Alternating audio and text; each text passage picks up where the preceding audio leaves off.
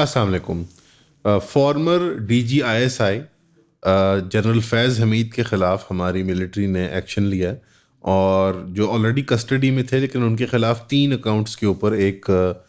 वो general court martial का bench अब बैठेगा, फील्ड जनरल कोर्ट मार्शल का। नंबर एक, पॉलिटिकल एक्टिविटीज़ में इंगेज करना, जो कि एक मिलिट्री ऑफिसर के लिए बिल्कुल अनएक्सेप्टेबल होता है। नंबर दो, वायलेटिंग एंटी एस्पिनाज लॉज, यानी कि जो डोमेस्टिक स्पाइंग की और मतलब लोकल ख़बरों को लीक करने की जो एक उसके ख़िलाफ़ कवानीन होते हैं उसको वायलेट करने का।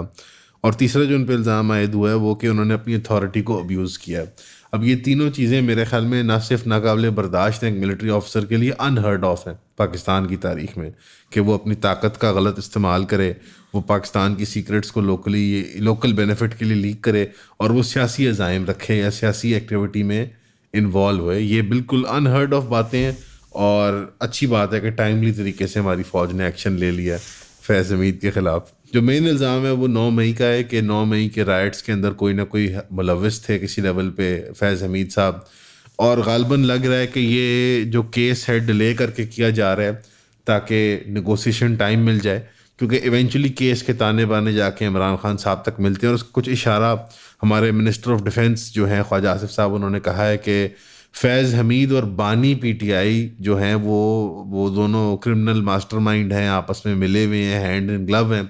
पहले तो मैं कहना चाहूँगा बहुत फ़नी बात है कि 2 साल भी गुजर गए हैं और अभी तक इमरान खान साहब को बानी PTI कहते हैं, जैसे कि उनके वो नाम कोई इरेज कर देंगे, या वो अगर वो नाम नहीं लेंगे तो पता नहीं कोई साइकोलॉजिकल ट्रिक प्ले होगा वहाँ पे कि वो यानी वो एसोसिएशन नहीं कर पाएंगे कि ये इमरान खान के ख़िलाफ़ बात हो रही है या क्या। आई डोंट नो वो रीज़न क्या है, बट ये डिह्यूमनाइज करने का शौक़ हमारी स्टेट का पुराना है पॉलिटिकल प्रिजनर्स को, चाहे आप उनसे इख्तलाफ करें या पसंद करें, लेकिन Imran Khan is Imran Khan, he is not बानी PTI या कोई और किसी और नाम, चेयरमैन PTI, और ये अजीब अजीब के नामों से पुकारते हैं। मुझे तो वो वक्त भी याद है पहले 6-7 महीनों का, 9 मई के बाद के, जब मेन स्ट्रीम TV के ऊपर इमरान खान का नाम लेने पर भी पाबंदी थी। अब लेते हैं कि नहीं नाम? अब नाम ले लेते हैं ना, अभी भी नाम नहीं, बानी PTI। अरे जी, बड़ी ऑरवेलियन किस्म की ये टैक्टिक है। जॉर्ज ऑरवेल लिखारी और एक ऑथर है, वो ये लैंग्वेज के खेल के बारे में अपनी एक किताब है 1984, थोड़ी वो एक डिस्टोपियन फ्यूचर के बारे में होती है कि जहाँ पे बिल्कुल हुकूमत का एक टोटल कंट्रोल और बर्बादी का एक आलम होता है, और वो लैंग्वेज के ज़रिए इंसानों को कंट्रोल करते हैं। तो ये बानी PTI, चेयरमैन PTI, नाम ना लेना, कैदी नंबर 804, ये सारे एक टैक्टिक्स और ट्रिक्स होते हैं। इनको ऑरवेलियन स्पीच भी कहते हैं, आप इनको गूगल कर सकते हैं, ऑरवेलियन स्पीच। ये लैंग्वेज को कंट्रोल करने के मैकेनिज्म्स होते हैं कि जो चीज़ें हार्श होती हैं ना, उनका ब्लो थोड़ा सा आपके ऊपर कम है, आपको ऐसे महसूस हो कि ज़रा ये इतनी हार्श चीज़ नहीं बोली जा रही। तो उन्होंने तो कह दिया, इशारा कर दिया जो सिविलियन गवर्नमेंट है कि हमारी चाहत तो यही है कि इनको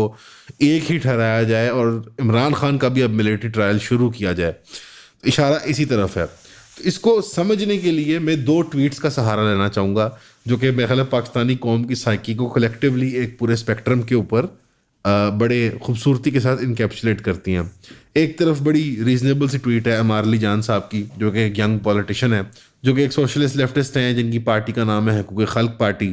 और ये एक स्पेक्ट्रम पे राय है अवाम के अंदर हमारी के the general Faiz saga is a case of a bigger gangster clamping down upon a smaller gangster for disobeying the mafia hierarchy. It does not, however, solve the problem of gangsterism that continues to haunt Pakistan's political development. यानी वो ये फरमा रहे हैं कि एक बड़े gangster का, एक बड़े बदमाश का छोटे बदमाश के ऊपर सख्ती करना, क्योंकि जो नज़्म है और ज़ब्त है उस माफिया का, उस बदमाशी का, उसके ख़िलाफ़ वो कुछ कार्रवाई अपनी को 1.5 ईंट की मस्जिद बना रहा था। दर हकीकत जो ये बदमाशी का एक आलम पाकिस्तान के अंदर है, जो कि एक छाप है मिलिट्री हमारी स्टेट की, उसको एड्रेस नहीं करता। यानी किसी फ़र्द को सज़ा देने से कि वो आउट ऑफ कैरेक्टर एक्ट करे, या वो अपने डिपार्टमेंट के ही इंटरेस्ट के ख़िलाफ़ चल पड़े सो कॉल्ड, या किसी एक सुपीरियर ऑफिसर के, इस केस में चीफ साहब को, वो जो एक उनके ख़िलाफ़ एक इल्ज़ाम लगाया जाता है कि DGISI जो हैं फैज़ हमीद, एक्स DGISI, उनका एक किरदार रहा है कि चीफ जो हैं आर्मी चीफ आसिम मुनीर साहब, उनके करियर को वो स्लो डाउन करने में उनका कोई किरदार था इमरान खान के साथ कलूड करके, तो वो एक पर्सनल वेंडेटा के तौर पे उसको निकाला जा रहा है। तो बुनियादी तौर पे ये इन फाइटिंग है, ये कोई एक्चुअल एहतसाब या कोई रेजोल्यूशन नहीं हो रहा हमारे, या कोई बहुत कोई नए पैमाने पे कोई तौसीही या इस्लाही अमल नहीं हो रहा। ये बुनियादी तौर पे एग्जैक्टली जो उसका मैकेनिज्म है आर्मी का या किसी भी स्टेट डिपार्टमेंट का, वो वही कर रहे हैं कि वो अपने आप को प्रोटेक्ट कर रहे हैं, यानी अपने डिपार्टमेंट को। और डिपार्टमेंट जो होता है वो कुछ देर के लिए, कुछ लम्हात के लिए, 4, 3, 5 साल के पीरियड के लिए वो अपने चीफ को ही रिप्रेजेंट करती है। तो ये एज सच कोई एहतसाबी मुहिम नहीं है, ये बेसिकली एक आप कह लें उसी सिस्टम का, उसी मैकेनिज्म का एक सेल्फ चेकिंग मैकेनिज्म है।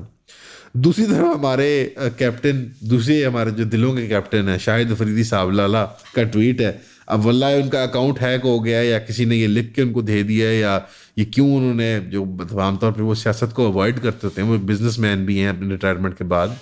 और बहुत बड़े वो कमर्शियल एम्पायर को चला रहे हैं बिजनेस के, तो वो पता नहीं क्यों ऐसे ट्वीट्स कर रहे हैं। लेकिन उन्होंने फरमाया कि ISPR का ये इतलाब देना हमें कि फैज़ हमीद के ख़िलाफ़ जो है एहतसाबी मुहिम चली है, ये एक निशानी है उस खुद एहतसाबी की जो नई एडमिनिस्ट्रेशन और नई हुकूमत ने अपने लिए एक ठानी है, और वो बड़ी तारीफ़ कर रहे हैं इस चीज़ की कि बहुत बड़ा ये अमल है। पहले तो मैं कहना चाहूँगा कि मेरे ख्याल में लाला का जनरली जो पॉलिटिकल करियर रहा है, जितने भी उन्होंने पॉलिटिकल स्टेटमेंट्स दिए हैं, वो जनरली बड़ी एम्बेरसिंग बन जाती है उनके लिए कल को जाके। सिमिलरली आई थिंक ये भी, इसको अगर कोई खुद एहतसाबी का कोई नमूना समझना चाहेंगे या कोई बतौर नमूना पेश करना चाहेंगे, मेरे ख्याल में ज़्यादा मुनासिब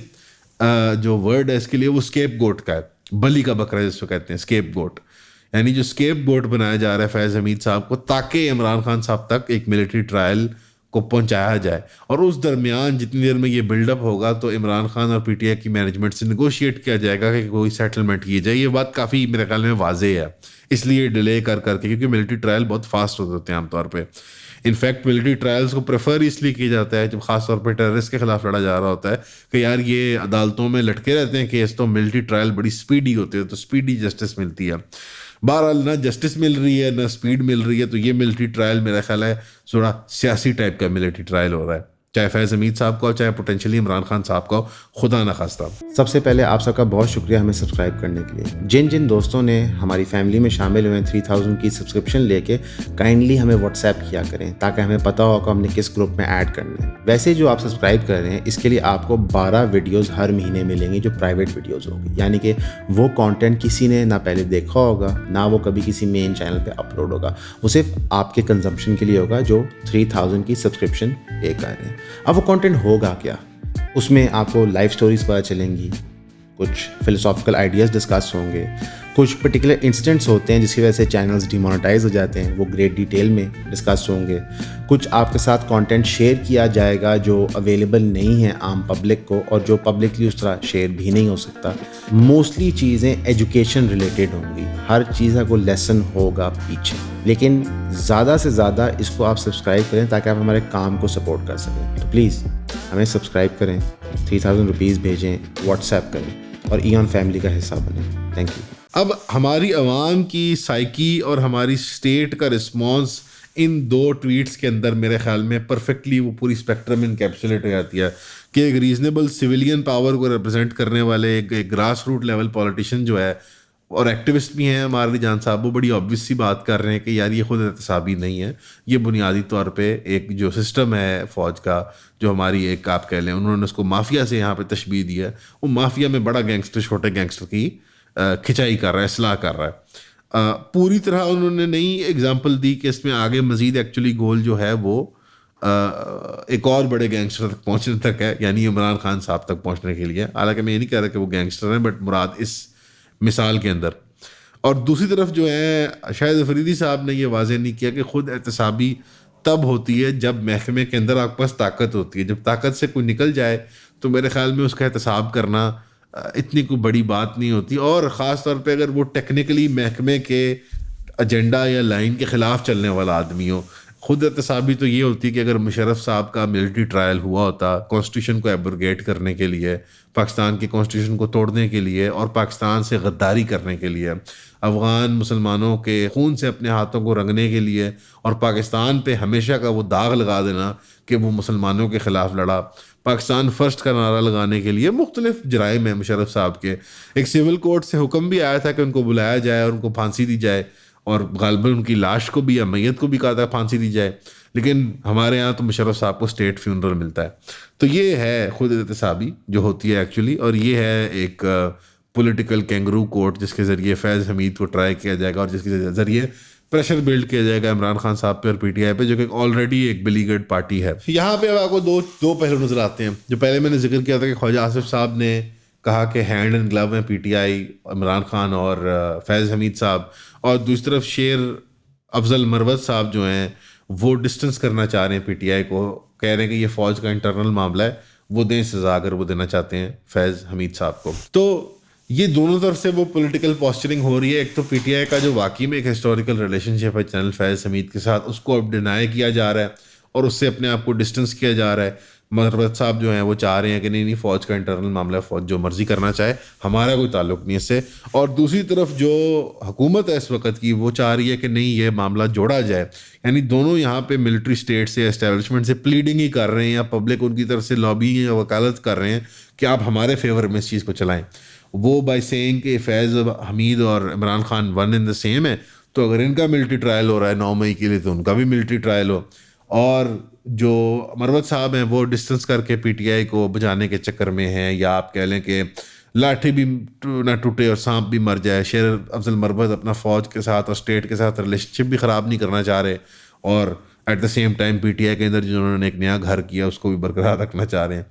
बहरहाल आने वाले दिनों में नज़र आएगा कि वेदर और नॉट ये मिलिट्री ट्रायल सक्सेसफुल होता है, ये किस डायरेक्शन में जाता है, और इसका नतीजा क्या निकलता है कि क्या इसके ताने बाने इमरान खान साहब से और पीटीआई की लीडरशिप से जोड़े जाते हैं। और इन द मीन वाइल जो फाइनल कॉल्स दी हुई हैं पीटीआई ने सिविल डिसोबीडियंस की, कि उन तक क्या मामला होता है। बाकी अल्लाह के हज़ूर दुआ कर सकते हैं कि ये चीज़ें जो हैं किसी पॉजिटिव डायरेक्शन के अंदर जाएं, और ये सिविल डिसोबीडियंस वाला भी ना मामला हो, और ना ही ऐसे कैंगरू कोर्ट्स बना के मिलिट्री ट्रायल्स किए जाएं अपोजिशन पार्टीज़ के, ख़ासतौर पर पीटीआई के, और ये मामला पॉलिटिकली एक मच्योर तरीके से अब रिजॉल्व हो जाए, क्योंकि अब हमारा मुल्क आई थिंक मज़ीद सस्टेन नहीं कर सकता ये सारे जो एक पुश एंड पुल की पॉलिसी है कि एक तरफ से पुश आता है फिर दूसरी तरफ से पुल आता है, और and so on and so fourth. आखिर में मैं ये जानना चाहूँगा, एक जेन्युइनली मेरी तरफ से एक पोल है, आप कह लें, कमेंट्स में वन लाइनर में बताइएगा कि आप अमार अली जान के मौक़िफ़ से एग्री करते हैं, या आप जो एनालिसिस शाहिद अफरीदी साहब ने किया है उससे एग्री करते हैं। मेरी जेन्युइनली मैं एक सर्वे के तौर पे जानना चाह रहा हूँ कमेंट्स में, अगर आप ज़हमत करें तो मुझे बताइएगा। और अगर आप कोई तीसरी राय पेश करना चाहते हैं तो वो भी पेश कीजिएगा कि नहीं हकीकत कुछ इससे और मज़ीद हट के है। मेरी ज़ाती राय तो यही है कि अमार अली जान साहब का जो ट्वीट है वो मुनासिब भी है, मेरे ख्याल में मोर और लेस सिचुएशन को सही तरीके से डिस्क्राइब करता है, लेकिन उसमें मैं ये ऐड करना चाहूँगा कि एक मज़ीद उसके अंदर कोशिश ये है